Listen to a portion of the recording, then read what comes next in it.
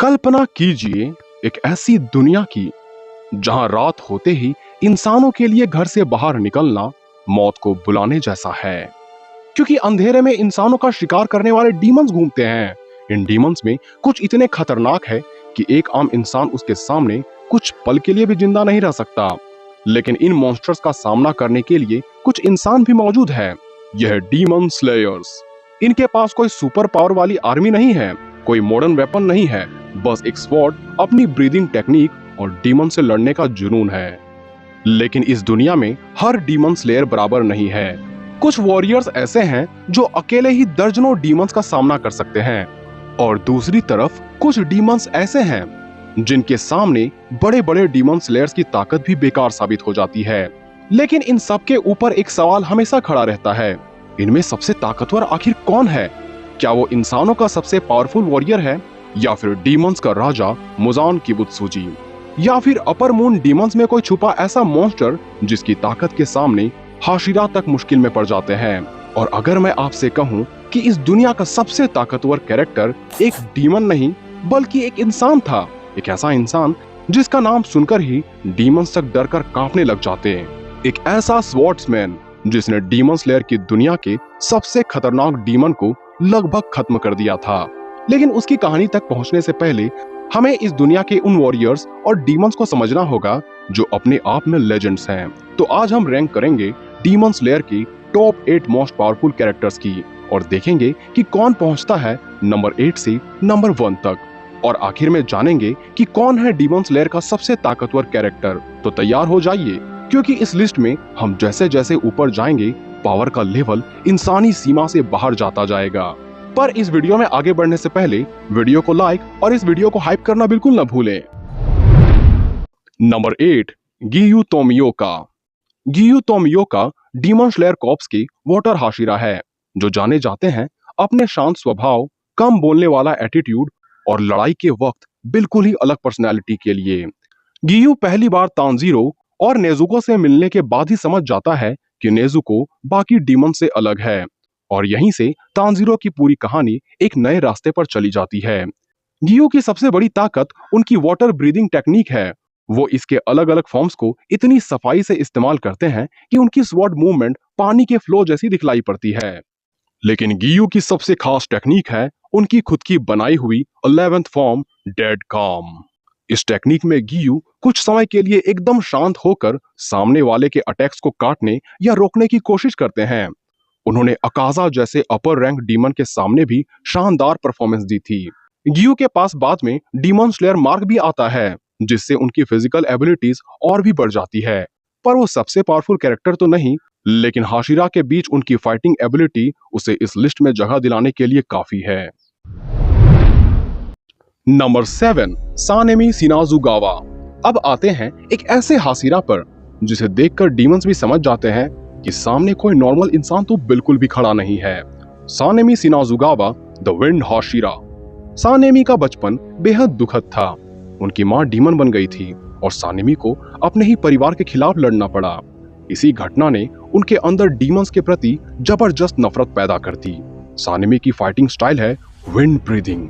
उनके अटैक्स बेहद तेज और अग्रेसिव होते हैं, लेकिन सानेमी की सबसे डेंजरस चीज सिर्फ उसकी स्वॉर्ड स्किल नहीं है, बल्कि उनके शरीर में एक खास तरह का रेयर ब्लड है जिसे मरेची ब्लड कहा जाता है। इस ब्लड की स्मेल डीमन के लिए बेहद इंटॉक्सिकेटिंग होती है, और कई डीमंस इसे सूंघकर अपना कंट्रोल खो देते हैं। सानेमी ने कोकुशिबो जैसे मॉन्स्टर के खिलाफ भी लड़ाई की थी और लंबे समय तक टिके रहे। उनकी स्पीड, स्टैमिना, पेन टॉलरेंस और बैटल एक्सपीरियंस उन्हें डीमन स्लेयर कॉर्प्स के सबसे डेंजरस हाशिरा में से एक बनाता है। नंबर 6, गियोमी हिमेजिमा। अगर किसी एक हाशिरा को डीमन स्लेयर कॉर्प्स का फिजिकल पावर हाउस कहा जाए तो वो है गियोमी हिमेजिमा द स्टोन हाशिरा। गियोमी दिखने में बहुत बड़े और भारी हैं, लेकिन उनकी स्पीड को देखकर कोई भी हैरान हो जाएगा। उनका वेपन भी बाकी हाशिरा से बिल्कुल डिफरेंट है। उसके पास ट्रेडिशनल स्वॉर्ड की जगह स्पाइक्ड फ्लेल और एक्स है।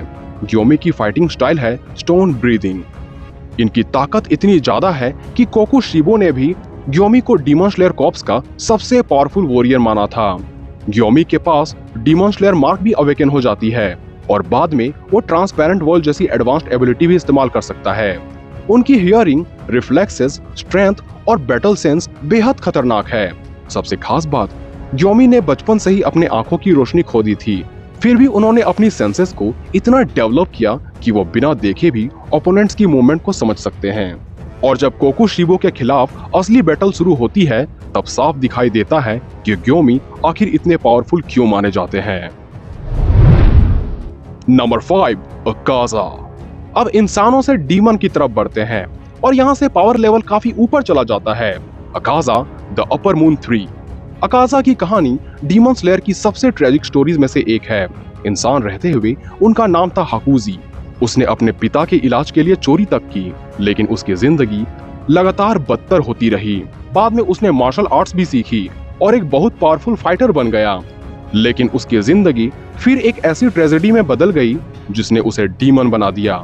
डीमन बनने के बाद अकाजा की फाइटिंग एबिलिटी कई गुना बढ़ गई। उसकी सबसे फेमस एबिलिटी है डिस्ट्रक्टिव डेथ। यह एक तरह का martial arts based blood demon art है, जिसमें अकाजा अपने पंचेस और शॉक वेव से ओपोनेंट को तबाह कर सकता है। लेकिन उसकी सबसे डेंजरस एबिलिटी है कॉम्पास निडल। इससे अकाजा ओपोनेंट की फाइटिंग स्पिरिट को सेंस कर सकता है, यानी अगर सामने वाला कितना भी तेज हो, अकाजा उसके मूवमेंट्स को प्रेडिक्ट करने की कोशिश कर सकता है। यही वजह है कि अकाजा ने रेन गोकू जैसे हाशिरा को अकेले ही मौत के घाट उतार दिया और तांजीरो तथा गियू दोनों के खिलाफ उसने जबरदस्त लड़ाई करी। इसलिए अपर रैंक डीमंस में अकाजा की जगह बिल्कुल अलग है। यहाँ तक कि अंत में यह यदि खुद से ना मरता तो शायद गियू और तांजीरो मिलकर भी इसे ना मार पाते। नंबर 4, डोमा। अब आते हैं एक ऐसे डीमन पर जो बाहर से देखने में बहुत फ्रेंडली लगता है, लेकिन अंदर से डीमन स्लेयर की दुनिया के सबसे टेरिफाइंग कैरेक्टर्स में से एक है, डोमा अपर मून 2। डोमा एक ऐसा डीमन है जिसे इमोशंस की लगभग कोई परवाह नहीं। वह लोगों से मुस्कुराकर बात करता है, लेकिन उसी समय उन्हें मारने में भी उसे कोई हेसिटेशन नहीं होती। उसकी ब्लड डीमन आर्ट है क्रायोकाइनेसिस, यानी बर्फ को कंट्रोल करने की पावर।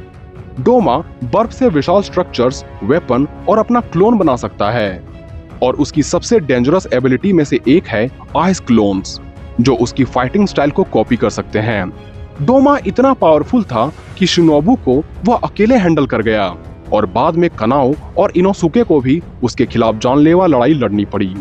डोमा की सबसे बड़ी एडवांटेज है उसकी रीजनरेशन और उसके इनक्रेडिबली आइस अटैक्स। उसकी फाइटिंग स्टाइल जितनी सुंदर दिखाई देती है, वह उतना ही डेडली है। Number 3, Kokushibo. अब हम पहुंच चुके हैं डीमन स्लेयर के सबसे टेरिफाइंग अपर रैंक पर, अपर मून 1, कोकुशिबो। कोकुशिबो का असली नाम था मिचिकात्सु सुगिकुनी, और सबसे शॉकिंग बात यह है कि वो कौन था। वो था योरिची का जुड़वा भाई। मिचिकात्सु हमेशा अपने भाई की एक्स्ट्रा ऑर्डिनरी टैलेंट से खुद को छोटा महसूस करता था। योरिची के पास ऐसी एबिलिटीज थी जो बाकी लोगों के लिए ऑलमोस्ट इम्पॉसिबल थी, और इसी जेलसी तथा अपने स्ट्रेंथ को खोने के डर ने मिचिकात्सु को डीमंस की दुनिया में धकेल दिया। बाद में वह मुजान का डीमन बन गया और हजारों सालों तक जीवित रहा। कोकुशिबो की सबसे बड़ी पावर है उसकी मून ब्रीदिंग टेक्निक। उसकी स्वॉर्ड अटैक्स ऑर्डिनरी स्लैशेस नहीं है। उसकी अटैक्स के साथ काउंटलेस क्रेसेंट शेप ब्लेड निकलते हैं, जिससे ओपोनेंट के लिए बच पाना बेहद मुश्किल हो जाता है। उसके पास demon slayer mark, transparent world और इनक्रेडिबल रीजनरेशन भी है। और क्योंकि वह कभी डीमन स्लेयर भी था, इसलिए उसकी ब्रीदिंग टेक्निक और स्वॉर्ड फाइटिंग का एक्सपीरियंस हजारों सालों का है। यही वजह है कि कोकुशिबो को हराना इतना मुश्किल था। Number 2, Muzan Kibutsuji. अब आते हैं डीमंस के राजा पर, मुजान किबुत्सुजी। डीमन स्लेयर की पूरी कहानी के पीछे सबसे बड़ा विलन है मुजान किबुत्सुजी। मुजान हजारों सालों से जीवित है और उसका सबसे बड़ा गोल है ऐसी स्थिति हासिल करना जहां वह पूरी तरह से इमोर्टल हो सके और वो सनलाइट से भी ना मरे। उसके पास ब्लड डीमन आर्ट है और वह अपने शरीर को बेहद डेंजरस तरीके से बदल सकता है। उसके शरीर से कई टेंटिकल्स निकल सकते हैं और वह अपनी स्पीड तथा फिजिकल स्ट्रेंथ को एब्सर्ड लेवल तक बढ़ा सकता है। उसका सबसे डेंजरस वेपन है उसका biological control over demons. Muzan के ब्लड से डीमंस बनते हैं और वह उनके शरीर तथा सेल्स पर प्रभाव डाल सकते हैं। उसकी रीजनरेशन इतनी तेज है कि उसे सामान्य तरीके से मार पाना लगभग इम्पॉसिबल है। लेकिन मुजान की सबसे बड़ी वीकनेस है सनलाइट। इसी वजह से डीमन स्लेयर कॉर्प्स ने हजारों सालों तक उसका पीछा किया। लेकिन अगर सवाल हो कि क्या मुजान डीमन स्लेयर का सबसे पावरफुल कैरेक्टर है, तो नहीं, क्योंकि एक ऐसा इंसान था जिसने मुजान को उसकी पूरी जिंदगी में सबसे ज्यादा डराया था, और वो है नंबर 1 योरीची। डीमन स्लेयर की दुनिया में योरीची जैसा वॉरियर शायद कभी पैदा नहीं हुआ। योरीची बचपन से ही एक्स्ट्रा ऑर्डिनरी था। उसके शरीर पर डीमन स्लेयर मार्क जन्म से ही मौजूद था। वो सन ब्रीदिंग का क्रिएटर था, जो बाद में बाकी ब्रीदिंग स्टाइल्स का आधार बना। लेकिन उसकी सबसे बड़ी एबिलिटी थी ट्रांसपेरेंट वर्ल्ड। इस एबिलिटी से वह ओपोनेंट के शरीर के अंदर की मूवमेंट को समझ पाता था, चाहे वो हार्ट की मूवमेंट, मसल की मूवमेंट और अटैक की तैयारी ही क्यों ना हो। वह सब कुछ अपने ट्रांसपेरेंट वर्ल्ड की मदद से समझ लेता। और अब आता है सबसे शॉकिंग पार्ट। योरीची ने अकेले मुजान की बुसूजी का सामना किया था, और मुजान के पास कोई दूसरा डीमन आर्मी भी नहीं था जो उसे बचा सके। योरीची ने कुछ ही मोमेंट्स में मुजान के शरीर के इतने हिस्से काट दिए कि मुजान को अपनी पूरी जिंदगी में पहली बार मौत का डर महसूस हुआ था। मुजान किसी तरह बच निकला, लेकिन उस दिन के बाद भी योरीची का डर उसके जहन में बना रहा।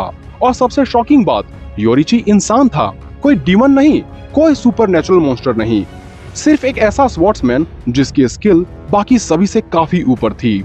यही कारण है कि योरीची को डीमन स्लेयर का स्ट्रॉन्गेस्ट कैरेक्टर माना जाता है। खैर, इस पर आप अपनी रैंकिंग का सुझाव हमें खुद से दे सकते हैं। लेकिन अगर आपके मन में यह प्रश्न अभी भी उमड़ रहा हो कि क्या हो अगर योरीची और कोकुशिबो अपने प्राइम में आमने सामने लड़ते, तो क्या कोकुशिबो के पास योरीची को हराने का चांस होता? अपना आंसर हमें कमेंट में जरूर लिखें। और अगर यह आपको वीडियो पसंद आई हो तो चैनल को सब्सक्राइब करना बिल्कुल ना भूलें। तो आज के लिए बस इतना ही, मिलते हैं अगले वीडियोस में।